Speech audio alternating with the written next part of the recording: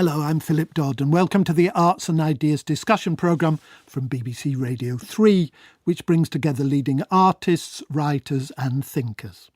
If you enjoy what you hear, do subscribe to the Arts and Ideas podcast, and wherever you get your podcasts from, do rate and review us. It'll help other people to find us.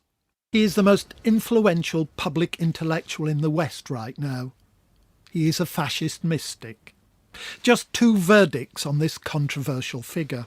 An interview with him on Channel 4 News found 6 million viewers, and unlike the usual intellectual, he's more likely to be encountered on the internet and on social media than in print. His book, 12 Rules for Life, An Antidote to Chaos, published earlier this year, is only his second in 20 years, even if a bestseller across numerous countries. My guest in extended conversation this evening is Jordan B. Peterson, a Canadian academic and clinical psychologist who initially rose to fame when he refused to use gender-neutral pronouns, the consequence of a Canadian anti-discrimination law. More recently, he's become centre stage in the culture wars, defending the traditional family, the need for men to be tough, hierarchy and much else. Dostoevsky, the Bible, Hobbes and his own experience as parent and clinical psychologist motor his arguments in 12 Rules of Life, which is largely addressed to young men. Set your house in perfect order before you criticise the world. Stand up straight with your shoulders back. Make friends with people who want the best for you. These are just 3 of his rules. Jordan Peterson joins me now. You're clearly involved centrally in the culture wars. Were you drafted into these wars, or were you a volunteer? I would say a little of column A and a little of column B, but mostly I volunteered. Why? Because the government stepped outside of its mandate and dared to bring in legislation compelling speech. And that had never been done in the history of British common law. And they did it in the guise of a false compassion and in ignorance and in willful blindness. They made a big mistake. And so there's no way, once I had read the policies and understood what was happening, that I was going to stand for that, insofar as I had any choice. It's the case, though, that common courtesy leads us to address people in ways that they feel easy with. You're happy with that as an account? Sure, and thrilled with common courtesy. But it's a whole different thing when the government uses an ideologically motivated claim of compassion to justify implementing careless, unbelievably careless compelled speech legislation. But you're not against the state's intervention in all areas of life, are you? Well, it depends on the areas. No, but in principle, I mean, there are some. No. You're not an Oklahoma guy who wants to go back into the woods and get rid of the state. No, I'm actually quite a moderate, centrist type of person. So, okay, listen. I mean, I'm from Western Canada, and we're a little more on the libertarian end of things, but not in any. I'm a Canadian, you know. Canadian political radicals are just not that common. Your book is marinated in religious language. Yes. Set your house in perfect order before you criticise the world. That's got the cadences of the Bible behind it about setting your house in order. I was brought up an English Methodist. I want to know, what is your religious framework? I'm just back from New York, so you're clearly a North American Protestant. Yes, I think that's very fair to say. That's my background. My family was a member of my mother in particular was a member of the mainstream Protestant church in Canada, which happened to be the United Church. Although I was disenchanted with religious thinking by the time I was about 12 or 13. It's not that there's anything special about that, but I became very much interested in the role that narrative plays in orienting people in life, and delved deep into it when I was studying totalitarianism, and which I did in depth. Well, I have been doing that for 40 years, really.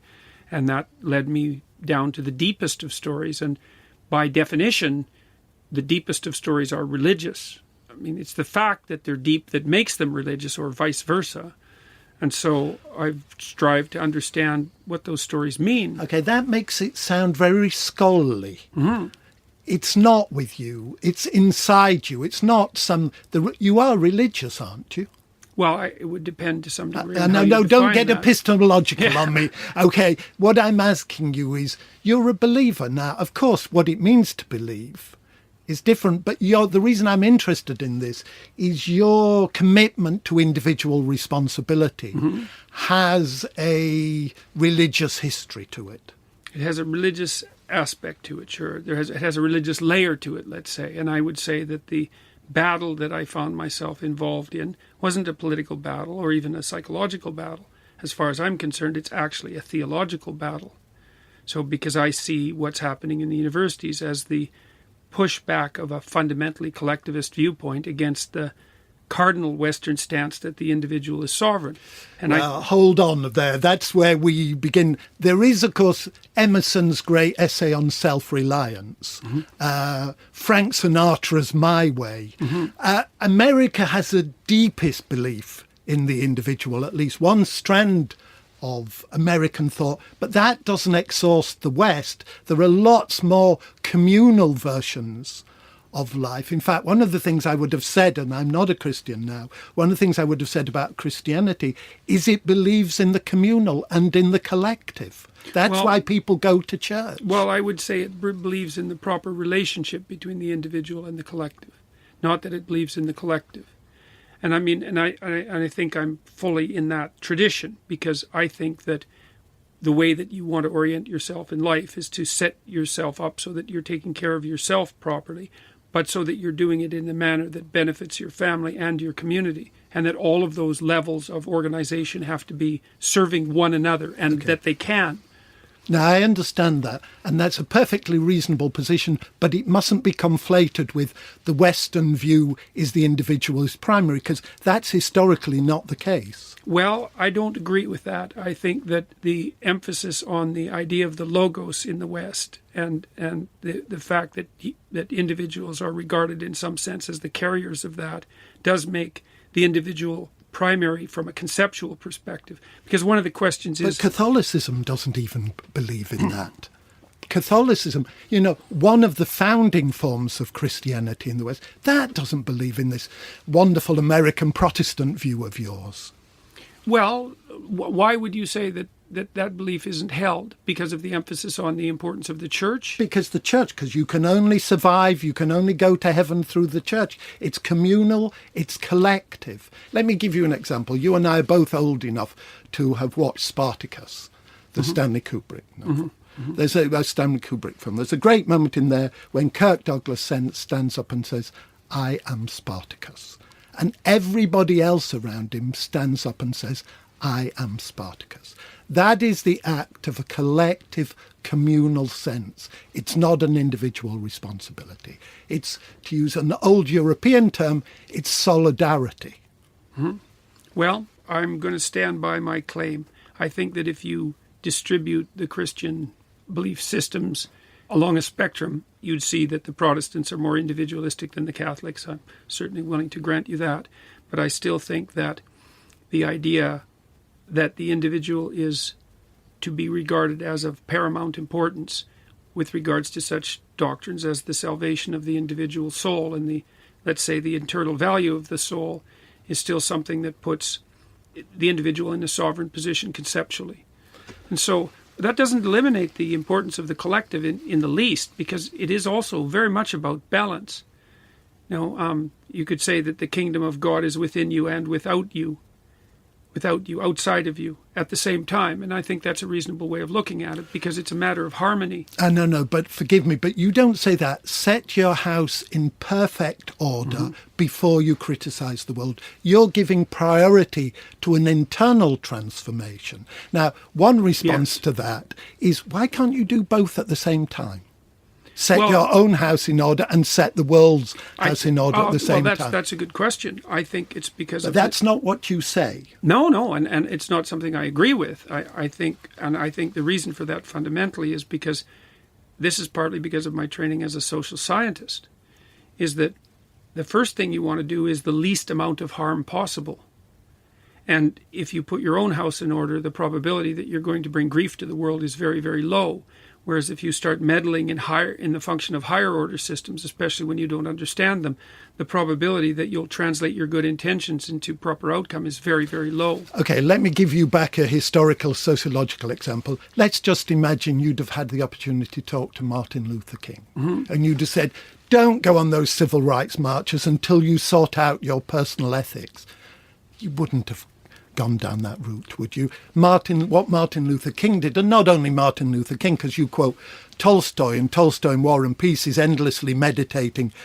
Does, as it were, Napoleon get pushed across the Rubicon by the troops, or does he lead the troops? These are historiographical arguments. But actually, you can't wait to set your own house in perfect order, because we're dead before that happens. And second, civil rights wouldn't have happened on your principle. Well, I don't know if it's reasonable to view what might be true for exceptional individuals as something that should be made the common norm. Like what I was objecting to in that chapter were two things, I guess. One was the proclivity of universities to teach 18-year-old and 19-year-old people that their primary obligation is to be an activist for sociological transformation in the world, which I think is a dreadful mistake. It's a dreadful mistake because they're 18-year-old students, or it's a dreadful mistake? No, it's a dreadful mistake because they're 18-year-old students. They have more proximal things to attend to, and they don't know anything. They seriously don't know anything. And so... Yeah, they do know things. Come on, 18-year-olds do know things. You've got children, I've got children. Both of them are older than 18 now. I wouldn't have liked to sit opposite my 18-year-old and tell them they didn't know anything. Well, they know enough to put certain things immediately in front of them in order and to attend to their education, but they don't know enough to risk experimenting with large-scale transformations of economic systems that they don't understand in the least. Okay. No, not that that's the case for many people. And the other problem with the activist ethos, which is partly what I was objecting to, is that it's very easy for your bitterness to manifest itself as the hypothetically altruistic desire for social change. And I think that happens far more often than people are willing to admit.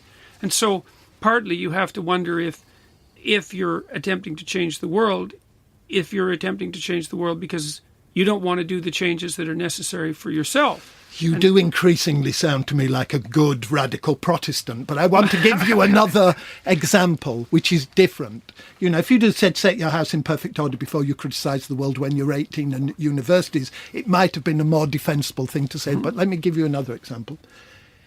There's a football match where 90-odd people died from Liverpool. The claim at the beginning was they were badly behaved hooligans, and the police blamed these Liverpool supporters for doing this. The mothers, the fathers, the sons, the brothers, the wives got together and became activists. It took them 25 years to demonstrate actually that what the police had claimed was untrue. Now, they were not going for vengeance. Right. They were going for justice. And actually, I really read this book carefully. Yeah, and seems that way. And the word justice is really not much there. The word vengeance, that's why I think you're an old-fashioned Old Testament guy. The word justice is hardly the word. Vengeance is very prominent in the book. Now, I'm telling you that these Hillsborough families were after justice, not after vengeance. They acted collectively. They didn't know enough. No, they had their personal reasons. It was part of their own destiny. Fair enough. They were after justice. Well, and I'm not going to make the case that collective action is never necessary. I mean, and as I said, I wrote the book in some sense as an antidote. The prevailing ethos is that the highest order of being is political activism, and that's especially the case in the universities. And so, now and then things need to be pushed back into their proper position. So it's not like political action or the desire for justice, which I think is a better way of thinking about it, is never justified. Of course it is. But it's also difficult to discriminate it from revenge. So no, yes and no is the response to that. Vengeance is personal, it's self-interested. Justice is about vindication rather than vindictiveness. Yeah, right. And if that's the case, then you can separate out justice from vengeance. Yes. And to be frank, there's no reason an 18-year-old, and there were plenty of 18-year-olds amongst these Hillsborough families, shouldn't be active. Well, and there's a kind of quietism about you, which actually surprises me. Well, I don't want to make the case, or to be seen to making the case, that action at some level other than the psychological is never warranted, because obviously that's not the case. But I would say that we have quite self-evidently swung way too far in the opposite direction. Who's we? Who's we? The universities, the social sciences, the humanities in particular, women's studies, cultural studies, so these groups that do nothing but produce activists. Forgive me, I was a professor of literature, so that's simple historical and factual nonsense. I mean, if universities were turning out social activists in very large numbers, it is a fight that's going on. It is a fight in the university. But I suppose what I'm asking... How long ago were you a professor? I've been a visiting professor quite recently, until I turned to the wonderful age of 65 when I stopped being a professor. But the point I suppose I'm trying to ask you about, there are injustices in the world. Mm-hmm. And because there are injustices in the world, you may think, and you may in certain ways be right, that the ways in which these social activists operate is not helpful. But by addressing them rather than the problems, you're avoiding the major issues, which are issues of injustice. Well, it depends on what you think the major issues are. Like, as far as I'm concerned, the major issues are whether or not people have put their houses in order. And like you see the world, apparently, and fair enough, I'm not suggesting that you're wrong. It's not how I look at the world. You know, you, at least in the way that you're expressing it in this argument, is you see large-scale collective injustices and regard it as people's fundamental... No. Listen, I wouldn't dream to speak for Martin Luther King or even for the Hillsborough survivors. What I'm saying is, historically and in contemporary terms, there are people who've taken other views that can't be reduced to they want vengeance. They want justice. The book doesn't recognise those other positions. The book tends to reduce... I see very little of the pursuit of justice characterizing the modern university. I see a tremendous amount of the pursuit of vengeance for things that don't even deserve to have vengeance extracted for them. So give me an example of what doesn't deserve vengeance. How about the existence of the patriarchy? But you don't mean now that women have not suffered injustices. In Britain, Virginia Woolf couldn't go to university, or rather she couldn't get a degree. Women have been excluded in all kinds of ways from social situations, have they not?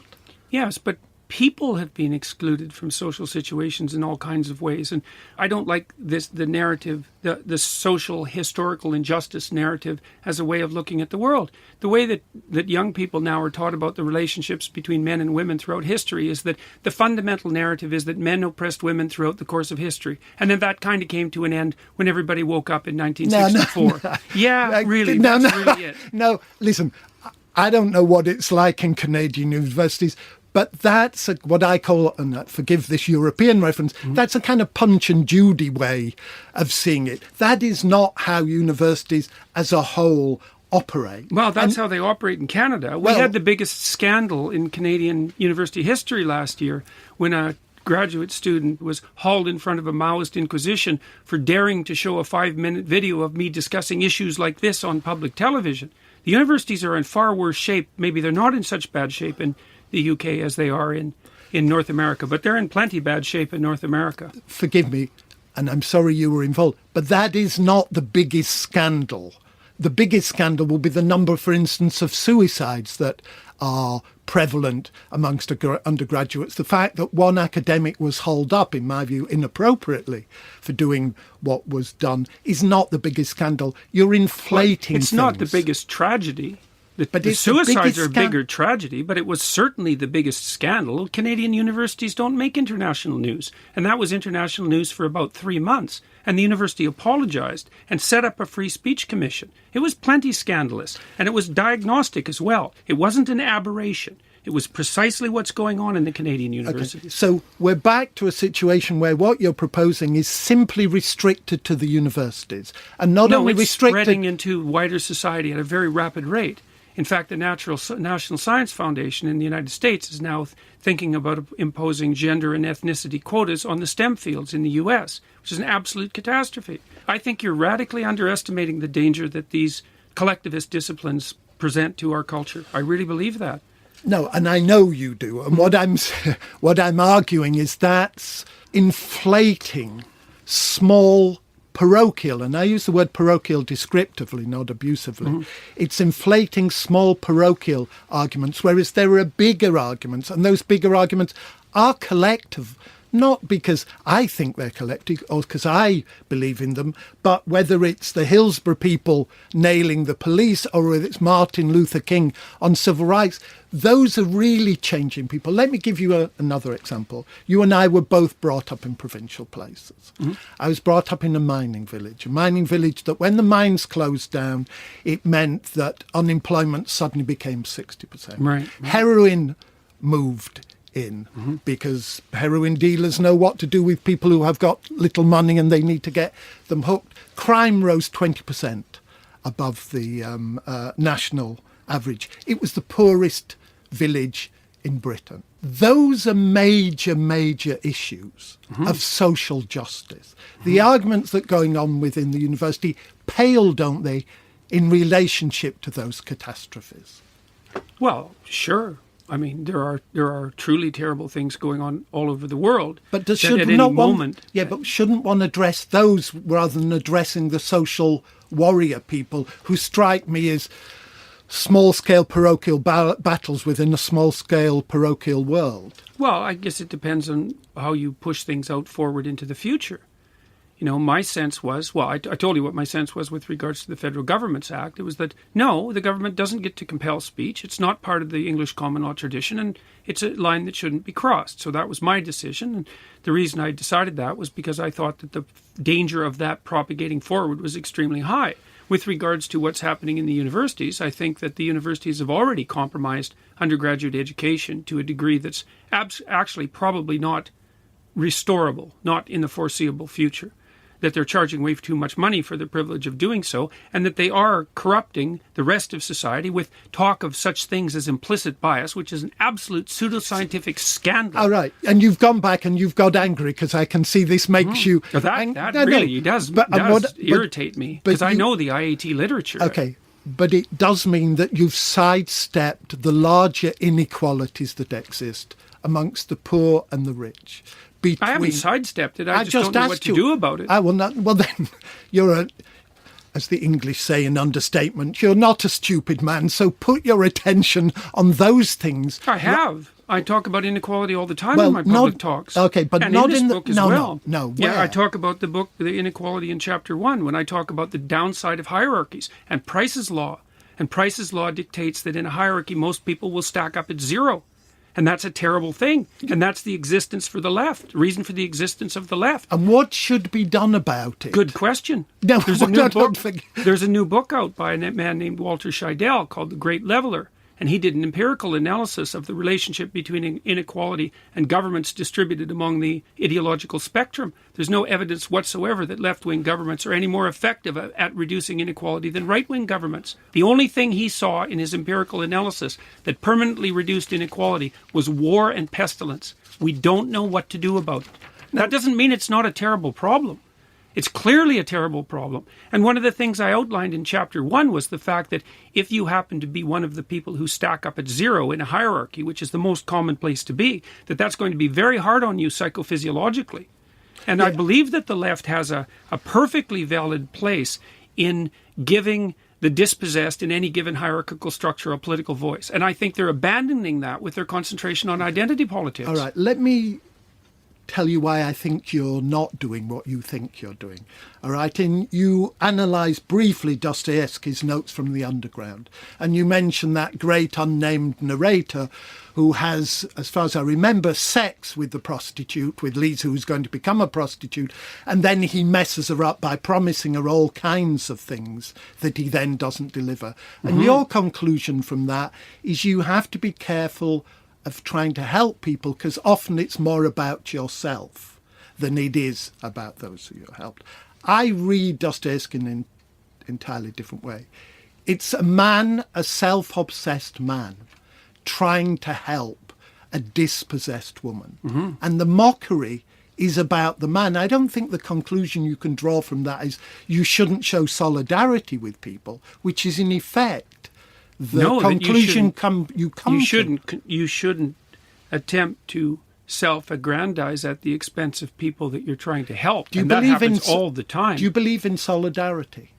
I don't know exactly what you mean by the solidarity of Spartacus and everyone in the rooms and everyone standing up and saying, I'm Spartacus. Those are people acting and believing collectively. I'm not sure in the end you think collective action is important, is valuable. It's only valuable after one's sorted out one's own internal life. I think there's far too much emphasis on the ethos of collective action now, especially among the people who teach our young people. It's all collectivist action, and the issue is, and the worldview that's being promoted is a worldview that's essentially collectivist in its fundamental aspect too, which I think is extraordinarily dangerous. That postmodern types, all they talk about is ethnicity and sex and gender identity, as if those are the hallmarks of the individual, and I don't believe they are. Okay, but it isn't the case, is it, that, for instance, and we go back to this, that women or people from what we call BMEs, black and minority ethnic, are not excluded or... Women, well, it's not so obvious at the current time that women are excluded. They make up 3/4 of university students in the humanities and social sciences, for example. No, because humanities and social sciences have been one of the places they can operate in, historically speaking. But let me give you some facts. Well, they could have operated, historically speaking, in computer science, too, since it only emerged in the late 80s, essentially, and they chose not to. You think that's a matter of women being excluded? No, it was for a time they were excluded from getting degrees in university. Then they were allowed. That's a long time ago, and it's certainly not the case with computer science, even though they're radically underrepresented in that discipline. Forgive me, it's not a long time ago. A long time ago is 2,000 years. Okay, so it's a long time ago compared to the 1980s. Okay, all right, but we don't want to get stuck that the world began in the 1980s. But let's give you another example. It looks as if when women enter professions, actually they diminish the money they get, as it were, is reduced. In other words, women-centred professions are often paid less well than male-centred professions. In courts of law, at least in Britain, in courts of law, black people get incarcerated for longer for the same kind of offence. Yes, that happens in the United States as well. So there are problems of power and disparity. Of course there are, and hierarchies tend towards tyranny, and there has to be, you have to have your eyes open against that all the time. But the mere fact that I described hierarchies in Chapter 1 doesn't mean I'm justifying them. I understand what the risks of hierarchies are. In fact, I understand them very well, because I'm aware of Price's law, and I know that when you put a hierarchy together, that people stack up at the bottom. But I also know that you have to have hierarchies, because otherwise people don't have anything to work for, and we have no structure. So you need a right wing. Wait a minute. Of course we need structures. The question is whether the structures we have are right. It was George Bernard Shaw, that difficult Irishman, who famously said, it's not our disorder that's a problem, it's our order. So, well, our order is a problem. The disorder is also a problem. No, for sure it was the problem. So there's no point in you proposing structures as necessary without asking the second question, what kinds of structures? I do ask the second question. I'm not aware. Well, then I don't think that you read the book very carefully, because I emphasize the fact that the proper place to stand is on the border between chaos and order, not in order. And I know that... Forgive me, you don't do that, because the title of the book is An Antidote to Chaos. Now, an antidote, you only have an antidote if you've been poisoned. Okay, so at that level... Yeah, well, we have too much chaos at the moment. Oh, well, no. But an antidote to chaos doesn't say that. An antidote to chaos makes chaos bad. Okay? No, it makes an excess of chaos bad. No, forgive me. You can't have an excess of cholera. You can't have an excess of TB. You can't have an excess of pneumonia. An antidote to chaos. It may be the book is more subtle than that, but the title of the book... No, the book is more subtle than that. Okay, well then, forgive me, but why did you... put together for a reason. Because too many people suffer now from an excess of chaos. You talked about suicide, for example. Well, that's depression and nihilism. That's anxiety. That's an excess of chaos, technically speaking. No, and technically speaking, it's not an excess of chaos. There are many ways of describing it, and chaos isn't one of them. Yes, technically speaking, it is, because the hemisphere that is involved in the production of negative emotion is precisely the hemisphere that deals with the unexpected and the uncertain. Okay, and to be overwhelmed by that is to be overwhelmed by chaos. But and that leads to depression and suicide. Okay, let's imagine that rather than the word chaos, because you also identify the chaos with the feminine. I don't. I just draw on literature that makes that case. Well, you could have drawn on that literature and critiqued that literature. I don't think it's worth critiquing. I think it's accurate. I well, think then, it is the way that it's portrayed. But that chaos is also very positive. The unexpected is very positive. The anomalous is positive. Forgive me, it would have been different if you'd have said order and adventure, order and newness. Chaos, you quote Milton, so you know where it comes from. Chaos is a negative term. It's also that which God constructed order out of at the beginning of time. It's not only a negative term. Well, and I don't see it only as a negative term. Forgive me, but if it is, it's only useful chaos when God is constructing order out of it, which means men constructing order out of female chaos. It doesn't mean men, because men and women are made in the image of God. That's not a proposition that's part of that story. No, but it is, because you say that order is masculine and chaos is feminine, which means the masculine shapes the feminine. That's what you say in the book. It also means that the feminine takes down the masculine. There's no disproportion in power. Yes, there is, because if the primary is order shaping order out of chaos, then the masculine is primary. No, the chaos is there too. And in the mythological representation, there's three elements. There's the chaos, there's the order, and there's the factor that mediates between the two, and they're all equally primary. They're equally primary. It's not in the biblical story, which you quote over and over again. God creates order out of chaos. Well, but the chaos is there. No, of course the chaos is there, but it needs to be ordered, which means the feminine needs to be ordered. It needs to be ordered before there's something that habitable that can emerge, and that is the case. And you think that's the case in gender terms too?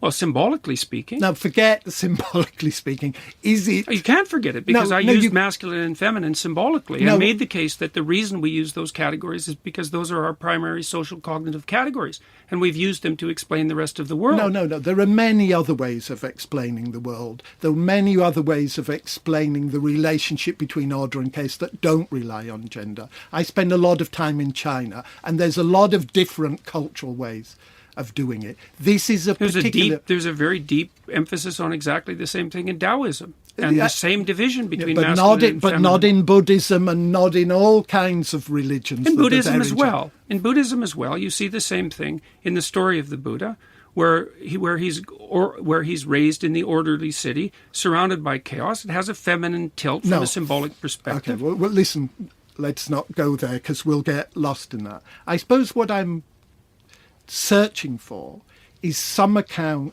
that recognises the inequalities. And what you're telling me is the response to that is feminine and masculine are both necessary.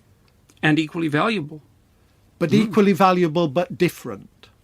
Well, let's distinguish two things. I do believe that there are biological differences between men and women, both physically and temperamentally. The first part of that is given. The second part is, to put it mildly, it's not controversial, it's just contestable.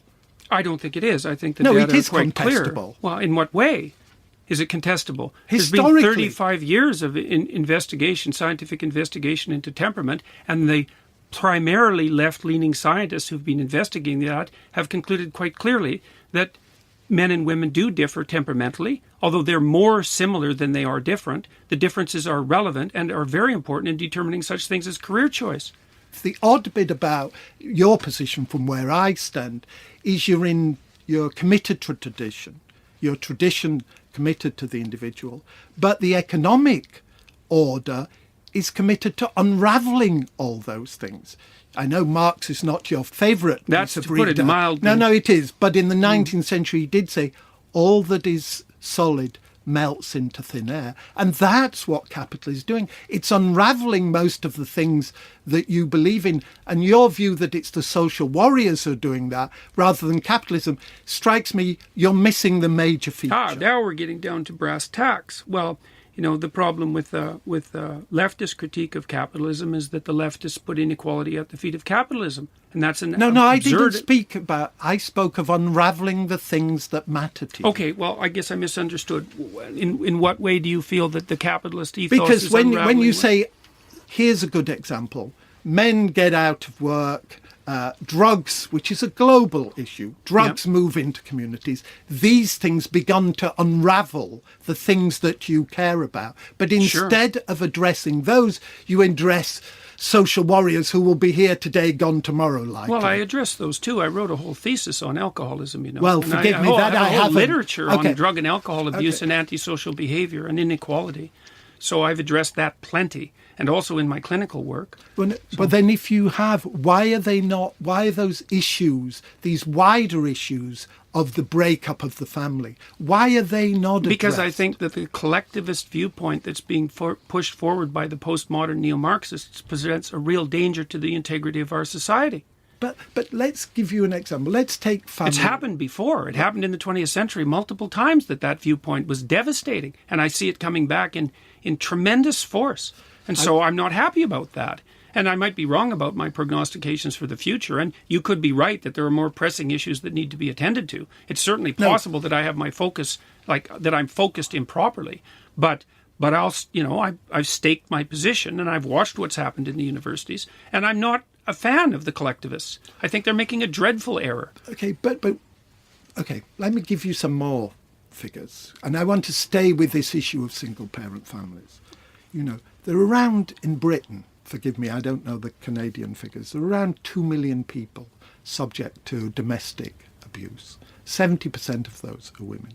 35% of all violent crime is domestic abuse. Mm-hmm. There may well be reasons other than the social warriors and the neo-post-structuralist biggest Marxists. reason is alcohol, actually. Well, but then these are issues that need to be addressed at a level not in terms of the social warriors, but in terms, why are men beating up women? Mostly because they're drunk. It's the biggest single contributor to domestic violence. But why when women get drunk, do they not beat They up? do. They just don't use lethal force. No. In fact, women are more likely to hit their husbands than the reverse. The literature on domestic violence is crystal clear. No, not in Britain it isn't. Yes, it is. Forgive me, I've just read it.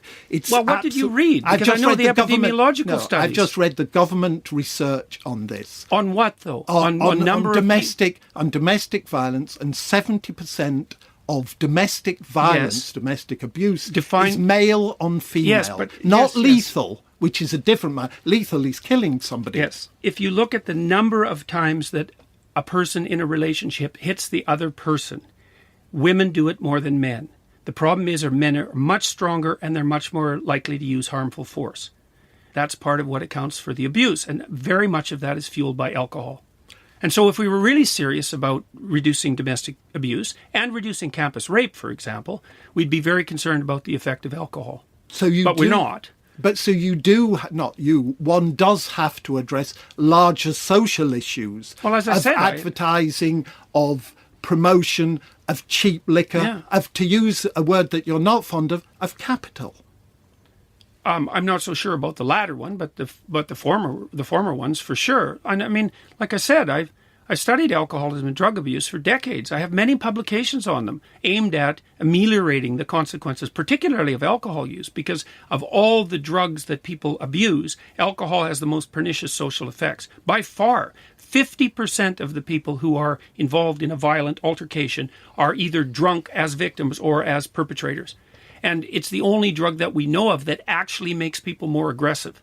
So it's a terrible problem. But people decry the rates of domestic abuse and that sort of thing, but they're very bad at figuring out what to do about it. But the same thing happens on campuses with regards to campus rape. But forgive me, but it is the case that people are figuring out what to do. That's why one of the reasons feminism was so important. It did found refuges. It did identify an issue that largely wasn't on the agenda. It has shaped laws. In those circumstances, you have to stand up for feminism, don't you?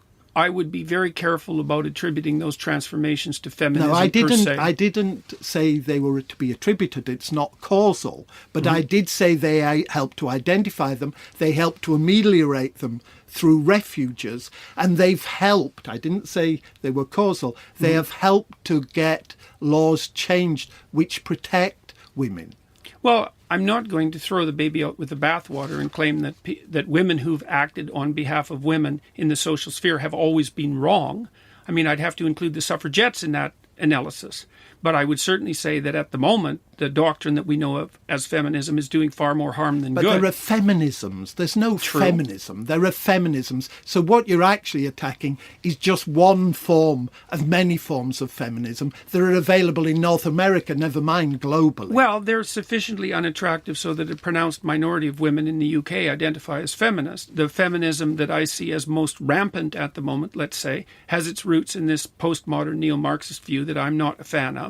And I think it does far more harm than good to women as well as men by insisting, among other things, that the only reason that there isn't equality of outcome for women is because of patriarchal oppression. I want to comment, as we're drawing towards the close, as people like me say, to talk about what has brought you to this degree of prominence. I don't mean because you're on this programme, but I mean more generally. And I think it's partly because you've identified a constituency who feels neglected. And in fact, you've got an odd... It's me, man, standing up for the oppressed. No. That I don't believe, because that's when you sound like a bad 60s guy. But I do think, and Slavoj Žižek, a postmodernist Marxist, has spoken well of you. And badly. And badly, but also well. And he, in a sense, it's because what he's saying, you're addressing something that isn't addressed, which is, as it were, a crisis in masculinity. And that seems to me, you accept that large numbers of your readers are male, not exclusively, but large readers. What led you to be worried about manliness? Well, it's more my viewers than my readers. And part of that is because 80% of people who watch YouTube happen to be men. So it's hard to segregate that general statistic from the specific statistics of my channel. Well, it isn't really that I'm concerned with men. I'm concerned with what's symbolically masculine. And that actually is different. I think that because we have this proclivity to view our current social structure through the lens of patriarchal tyranny, that we confuse attempts by people to take their proper place in that hierarchy as a consequence of the manifestation of their competence with the manifestation of power and tyranny, and that's tremendously demoralizing, especially to young men. Now, it doesn't seem to affect it doesn't seem to affect young women as much. And I think the reason for that... Why doesn't it? No, why is it debilitating to men? Well, because if you tell men who are trying to do their best in the world that all they're doing is manifesting the kind of behavior that led to a tyrannical patriarchy, you're not exactly encouraging them to do their best in the world. Have we got any evidence that large swathes of men across America, Canada, or here for that matter, are themselves subject to those kinds of disquisitions? Well, we have the evidence that they increasingly underperform women at every level of educational attainment. So that's not trivial. No, but we can't draw from that a conclusion that the real reason they're not performing as well as they were performing is for this reason, because the reasons are always multifactorial, to use your language. So it isn't, there's no cause and effect between... Well, there's a hypothetical cause and effect, but it's not proven, to your point. And if it's not proven, forgive me for using an English phrase, why bang on about it so much? Because it actually matters to me that there's hordes of men and women as well, but we're talking about men who aren't doing well in the world. I'm a clinical psychologist. I mean, my goal is to help as many individuals as possible set their lives in order and live meaningful and productive lives so that they can tolerate the fact that life is suffering without becoming bitter and cruel. And so I think that the humble approach, generally speaking, towards the transformation of the world is to take stock of yourself and set your own iniquities right first. That's all. That doesn't mean you shouldn't act in the world. And sometimes you have to act in the world despite your imperfections, as you pointed out, often. But that doesn't mean they shouldn't be your primary concern. I think they should be your primary concern. You do sound like an evangelical Protestant. Well, we're all stuck with what we are, I suppose, to some degree. Jordan Peterson, thank you very much. My pleasure. That's all from me for tonight and from my producer Craig Smith. From both of us, good night. Thanks for listening. You can find more from our archives and further information about the guests and topics discussed by looking up the Free Thinking Programme website on BBC Radio 3. And if we've whetted your appetite for more discussions about arts and ideas, you might be interested in other BBC podcasts from Start the Week, Thinking Aloud and In Our Time.